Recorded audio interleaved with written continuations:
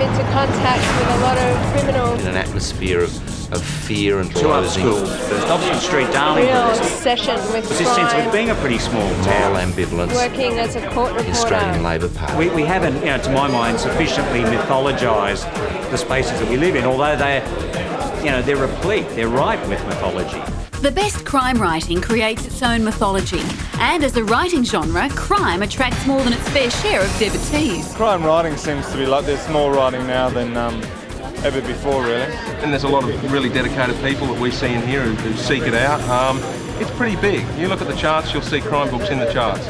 Clinton Walker runs Sydney's Kill City, where amongst the James Elroys and Elmore Leonards, some of Australia's crime writing history can be found. Crime fiction in Australia's been going since, pulps in the 1930s, I suppose, but, there was a big boom on that in the 1950s, and then there was a renaissance, I suppose, in the 1980s, which I guess Peter Corris was instrumental in starting. And now a third wave of Oz crime writers are using recent history to reinvent the genre in Australia's own image.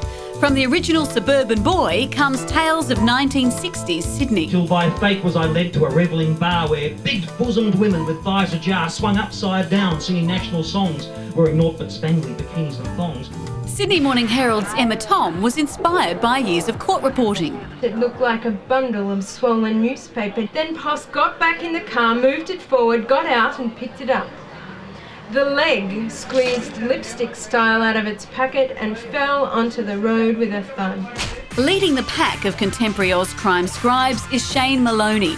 He's about to have his second novel published in the States. Raymond Chandler advises people writing crime that if in doubt about what happens next with the plot, they should have someone pull a gun. I know it's different in Sydney, but in Melbourne, there's much less gunplay. Reinventing crime in our own image is Maloney's goal, and the aim of Sydney writer Peter Doyle, whose hero, Billy Glasheen, lurk merchant and lowlife, shows us Sydney in the 50s. You never know when you are rubbing shoulders with crims in Sydney. That publican down at the corner could be involved in all sorts of things.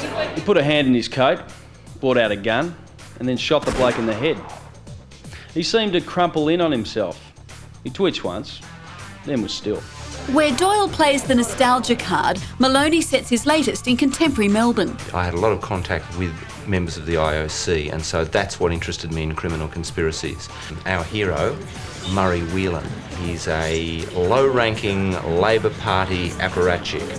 He sat in a corner office and crummy room, and people came in and told him lies. Demonstrate your commitment to the sacred ideals of Olympism.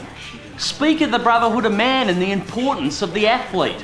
But above all, convince them that you won't it up. True crime has been inspiring movie makers for years. The Boys, released this week, is based on the Anita Cobby case, and Crime TV's snaffling up awards and viewers.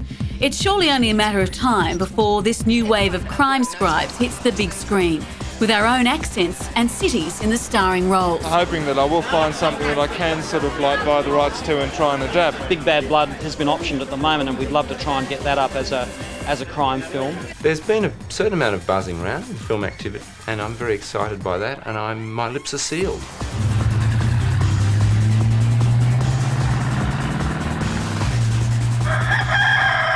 Voulez-vous coucher avec...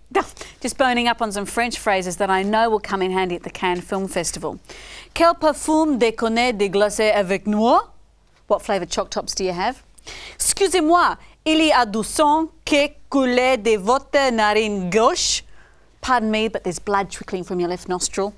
Je crois que votre film explore avec succès les angoisses de la société de la responsabilités. I think your film successfully explores the angst of disenfranchised society. That ought to do it. And while we're talking about speculative philosophy, it's worth knowing the Love Boat has set sail on the high seas once more. The TV hit of the late 70s has been relaunched as Love Boat: The Next Wave. The updated theme music alone is enough to make you seasick. Love, exciting and new. Sadly, it seems the characters from the show's maiden voyage were drowned after the boat hit an iceberg, tipped upside down, caught fire, was split in two by an earthquake, then torn apart by a typhoon. But not to worry, they've been replaced by an all-new crew, including Robert Urich as the captain. a maddeningly effervescent cruise director, and a predictably randy doctor who forgoes the shorts and knee-high socks favoured by his predecessor. You know, The Love Boat had a profound effect on my experimental filmmaking days. Its subtle pathos and poignant study of the human condition were the inspiration for my short film Dinner at the Captain's Table.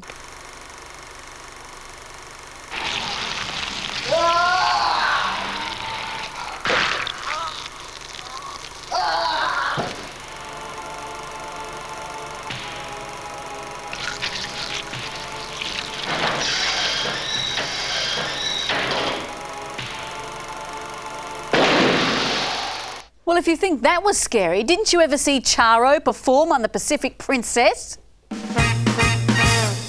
Still to come on The Hub, steel yourself for the boys, gird your loins for nil by mouth, and step right up for the world's only flea circus with real live fleas.